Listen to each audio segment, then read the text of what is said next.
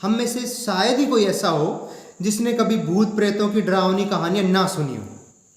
भूत चाहे किसी ने देखे ना देखे, लेकिन इनके डरावने किस्से हम बचपन से सुनते आए हैं। और उन किस्सों में शमशान घाट, पीपल का पेड़, पुरानी हवेली जैसी वीरान जगह इन भूतों के खास अड्डे होते हैं। इन किस्से कहानियों में इनके भयानक कारनामे जो बताए जाते हैं, उनको सुन के ऐसा लगता है कि रूह कांप जाती है। इनका डर बैठना भी लाजमी है।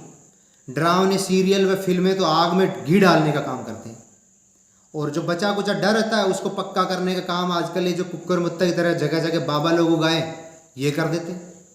अगर मैं अपनी बात करूं तो बचपन में जो कटीनाड़ वाला भूत है जिसका इमेज आप देख रहे हैं, इससे बहुत डरता था। मतलब साप्ता भूत मिल जाए चलेगा, लेकिन साला ये ना मिले, बहुत डर लगता था।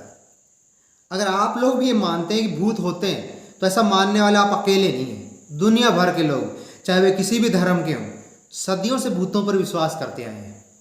भूतों पे, भूतनियों पे, चुड़ैलों पे, जिन्नों पे, राक्षसों पे, अलग अलग।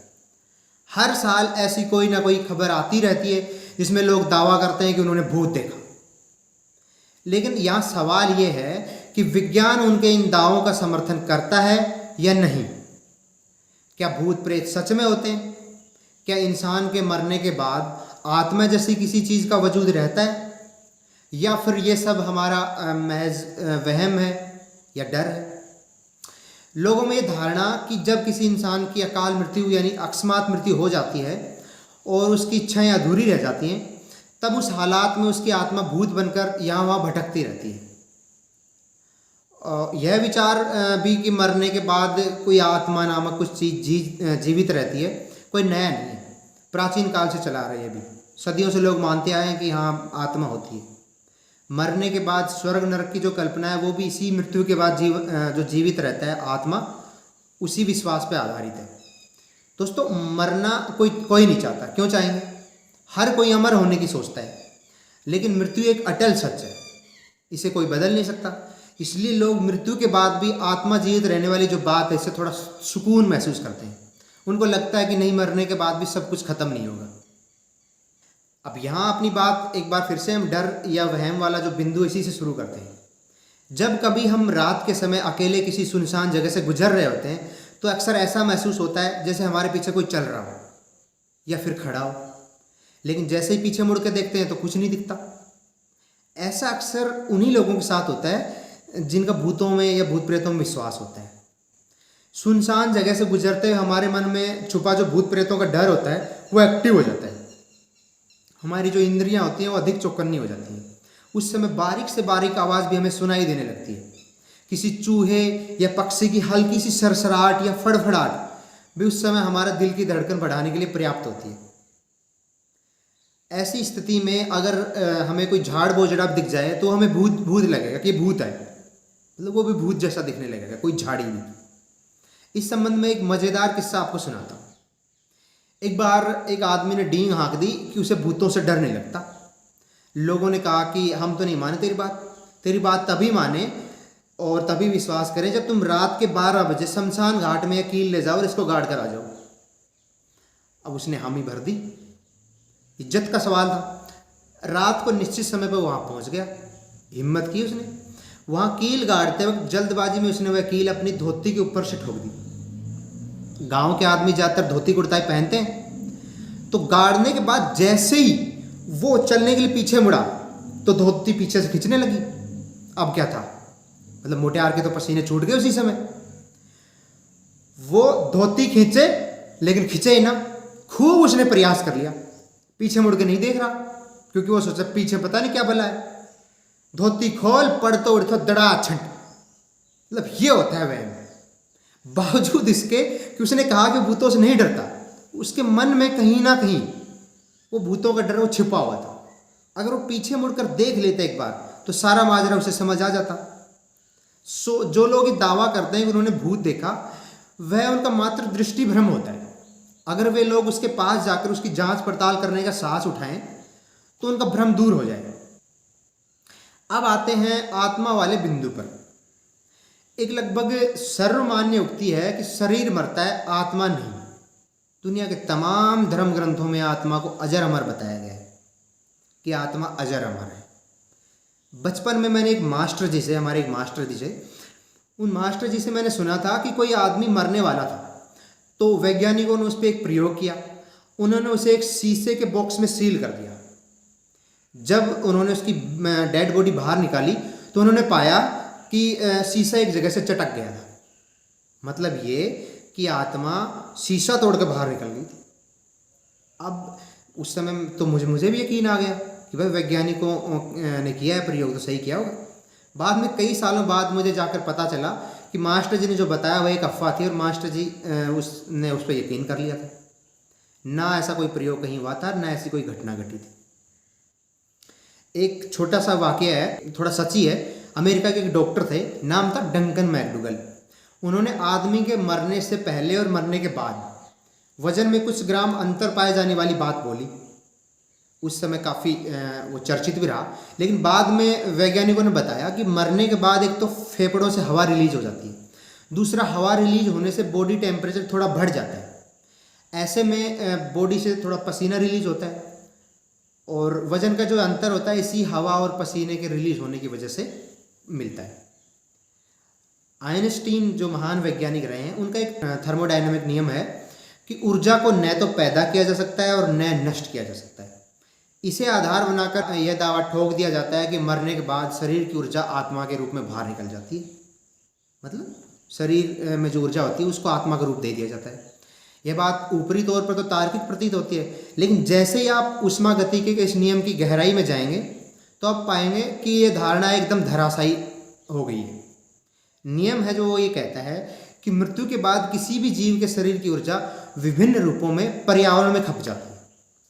मृत शरीर अगर जलाया जाता है तो उसकी ऊर्जा ऊष्मा में बदल जाती है, और शरीर बिना जले यूं ही जंगल में छोड़ दिया जाए तो उसकी ऊर्जा जंगली जानवरों के पेट में चली जाती है। और अगर उसको दफना दिया जाए तो केंचुओं और बैक्टीरिया उनके काम आ जाती है। इन सब के बावजूद भी जो कुछ बचा कुचा अवशेष होता है वो मिट्टी में मिल जाता है और यहाँ वहाँ उगने वाली घास या पेड़ पौधे होते हैं उनके द्वारा अवशोषित कर लिया जाता है। अब कुछ ज़्यादा पढ़े लिखे लोग, धार्मिक लोग, वो तर्क देने लगते हैं कि पॉजिटिव एनर्जी है तो नेगेटिव एनर्जी भी होगी। पॉजिटिव एनर्जी से उनका यहाँ मतलब होता है भगवान। उनका ये कहना होता है कि अगर भगवान है तो शैतान भी होगा या फिर उससे विपरीत भी कुछ भूत भी होगा। दोस्तों, भगवान यह भी महज लोगों का एक विश्वास है। भगवान की मौजूदगी का कोई भी साइंटिफिक एविडेंस नहीं है कि भगवान है ही, और जिस चीज़ के होने का कोई एविडेंस नहीं उसका सहारा किसी अन्य चीज़ के अस्तित्व को साबित करने के लिए नहीं लिया जा सकता। वैसे एनर्जी के कोई पॉजिटिव या नेगेटिव फॉर्म होते भी नहीं है। जो होते हैं वो है chemical energy, electrical energy, mechanical energy, thermal energy, nuclear energy etcetera. अब बात करते हैं किसी में भूत प्रेत, ओपरी पराई या देवी देवता आने वाली बिंदु पर। यह एक तरह का मनोवैज्ञानिक रोग है या बीमारी है जिसे डॉक्टरी भाषा में हिस्टीरिया बोला जाता है। इस बीमारी से ग्रसित जो लोग होते हैं वो बदली हुई आवाज़ में बात करने लगते हैं, सिर हिलाने लगते हैं या फिर कुछ तरह तरह की अजीबोगरीब हरकतें करने लगते हैं। इन्हें जब किसी बाबा या सियाणे सेवड़े के पास ले जाया जाता है तब वहाँ उनके द्वारा किए जाने वाले तरह तरह के प्रपंच, जैसे कि पूजा प्रार्थना, ज्योत बभूत, पवित्र जल का छिड़काव, ढोल संगीत, जयकारे, ये सब मरीज के मन पर एक तरह का हिप्नोटिज्म प्रभाव डालते हैं। आप हिप्नोटिज्म यानी सम्मोहन प्रक्रिया, ये थोड़ा अलग विषय, इस पर किसी दिन दूसरा वीडियो ही बना के समझाया जा सकता है। तो ये जो प्रेत बाधा की शिकार अधिकतर वैसे औरतें ही हुआ करती हैं। जैसा हमारा सामाजिक ढांचा है उसमें औरतों को मर्दों की तरह खुला और स्वतंत्र वातावरण नहीं मिल पाता। इस वजह से उनमें चीज़ों के प्रति अज्ञानता, अंधविश्वास ज़्यादा होता है। और यह बीमारी अक्सर ऐसे लोगों को ही होती है जिनका भूत प्रेतों में दृढ़ विश्वास होता है या जिनको किसी वजह से कोई डर बैठ गया हो जिनके मन में, 24 घंटे कोई असुरक्षा की भावना घेरे रहती हो, या जो लोग अधिक इमोशनल टाइप के हों, या फिर जो अपने वैवाहिक जीवन से असंतुष्ट हों, या फिर प्रेम में असफलता, पारिवारिक कलेश, भविष्य की चिंता जिन्हें सताती रहती हो, ये सब मतलब ये मुख्य कारण है। और भी बहुत से कारण हैं। तो ऐसे रोगियों को समय रहते किसी कुशल मनोचिकित्सक को दिखाना चाहिए। तांत्रिक या बाबा लोग उनके जो भूत प्रेतों वाला जो विश्वास है उसको और ही ज़्यादा पुख्ता करते हैं, उसको कम करने का काम तो करते नहीं है। अगर उनके पास जाने से कुछ समय तक वो ठीक हो भी जाएं, जो हिप्नोटिज्म प्रभाव उन पर पड़ता है, तो एक समय के बाद में वो समस्या उन्हें फिर से घेर सकती है, इसके चांस रहते हैं। औरतों के बाद इन भूतों से सबसे अधिक प्रभावित जो होते हैं वो होते हैं बच्चे। बेचारे इनसे इतना डरे रहते हैं कि रात में अकेले पेशाब करने के लिए बाहर नहीं निकल पाते। और अंत में एक मार्के की बात बताता हूँ। चाहे कोई कितना भी तार्किक या वैज्ञानिक दलीलें पेश कर ले और यह समझाने की कोशिश कर ले कि भूत नहीं होता है, लेकिन लोग फिर भी मानने को तैयार नहीं होते हैं। क्यों? क्योंकि वर्षों से मन में जिस चीज़ का डर बैठा हुआ हो और जिस चीज़ के संस्कार इतने मजबूत हों, वो इतनी आसानी से नहीं निकल पाती। मैं आपका डर दूर करने के लिए एक हेल्प जरूर कर सकता हूँ। मतलब जहाँ आपको लगता है कि इस जगह भूत रहते हैं, वहाँ के बारे में आप मुझे बताएं, और वहाँ मैं अकेले रात के समय जाकर ये सिद्ध कर सकता हूँ कि यहाँ कुछ नहीं है। आप चाहें तो खुद भी साथ चल सकते हैं।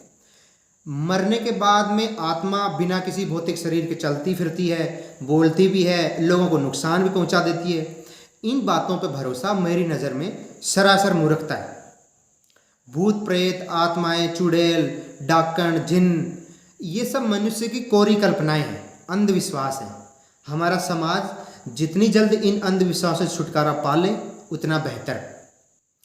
दोस्तों, वीडियो पसंद आया है तो आपको पता ही है क्या करना है। नमस्कार।